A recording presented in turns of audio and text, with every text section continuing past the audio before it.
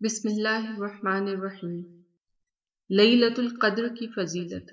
ہم نے اس قرآن کو شب قدر میں نازل کیا۔ تمہیں کیا معلوم کہ شب قدر کیا ہے؟ شب قدر 1000 راتوں سے بہتر ہے۔ فرشتے اور روح الامین اپنے رب کے حکم سے ہر کام کے لیے اترتے ہیں۔ سلامتی ہے یہ رات طلوع فجر تک۔ موطا امام مالک میں ہے کہ جب رسول پاک صلی اللہ علیہ وآلہ وسلم کو سابقہ امتوں میں لوگوں کی طویل عمروں کے بارے میں آگاہ فرمایا گیا تو آپ صلی اللہ علیہ وآلہ وسلم نے ان کے مقابلے میں اپنی امت کے لوگوں کی عمر کو کم دیکھتے ہوئے یہ خیال فرمایا کہ میری امت کے لوگ اتنی کم عمر میں سابقہ امتوں کے برابر عمل کیسے کر سکیں گے۔ آپ صلی اللہ علیہ وآلہ وسلم نے بارگاہ اقدس میں اپنی امت کے لیے آرزو کرتے ہوئے جب یہ دعا فرمائی کہ اے میرے رب، میری امت کے لوگوں کی عمریں کم ہونے کی وجہ سے نیک اعمال بھی کم رہ جائیں گے، تو اس پر اللہ تعالیٰ نے شب قدر نازل فرمائی۔ رسول اللہ صلی اللہ علیہ وآلہ وسلم کا ارشاد پاک ہے، یہ مقدس رات اللہ تعالیٰ نے فقط میری امت کو عطا فرمائی ہے، سابقہ امتوں میں یہ شرف کسی کو بھی نہیں ملا۔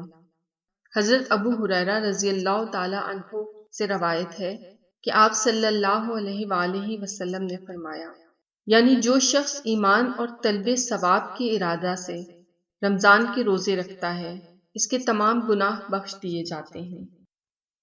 سیدنا انس رضی اللہ تعالی عنہ سے مروی ہے کہ رمضان المبارک کی آمد پر ایک مرتبہ رسول پاک صلی اللہ علیہ وآلہ وسلم نے فرمایا، یہ جو ماہ تم پر آیا ہے اس میں ایک رات ایسی ہے جو 1000 ماہ سے افضل ہے۔ جو شخص اس رات سے محروم رہ گیا گویا وہ ہر خیر سے محروم رہا، اور اس رات کی بھلائی سے وہی شخص محروم رہ سکتا ہے جو واقعتاً محروم خیر و برکت ہو۔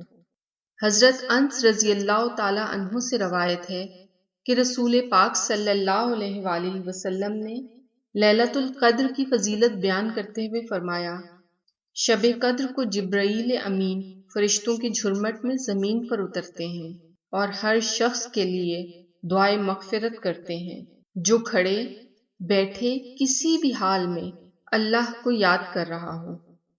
حضرت عائشہ صدیقہ رضی اللہ تعالی عنہا سے مروی ہے کہ رسالت مآب صلی اللہ علیہ وآلہ وسلم نے فرمایا، لیلۃ القدر کو رمضان کی آخری عشرہ کی طاق راتوں میں تلاش کرو۔ حضرت عمر رضی اللہ تعالی عنہ سے روایت ہے کہ آپ صلی اللہ علیہ وآلہ وسلم نے ارشاد فرمایا، جس کو شب قدر کی تلاش کرنی ہو آخری 7 راتوں میں تلاش کرے۔ حضرت عائشہ رضی اللہ تعالی عنہا روایت کرتی ہیں کہ رسول اللہ صلی اللہ علیہ وآلہ وسلم رمضان کے آخری عشرے میں اعتکاف کرتے تھے اور کہتے تھے کہ شب قدر کو رمضان کی آخری 10 راتوں میں تلاش کرو۔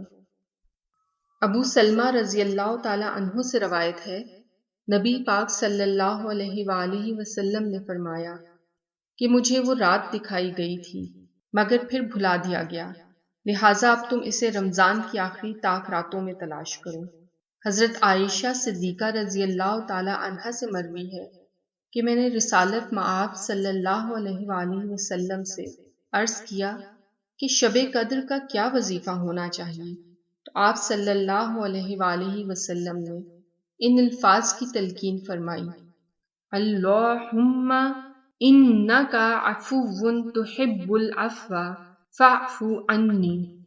اے اللہ، تو معاف کرنے والا ہے اور معافی کو پسند فرمانے والا ہے، بس مجھے بھی معاف کر دے۔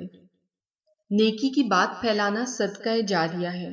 اگر آپ نے ابھی تک ہمارا چینل سبسکرائب نہیں کیا تو کائنڈلی کر لیجیے۔ دعاؤں کے ساتھ اجازت۔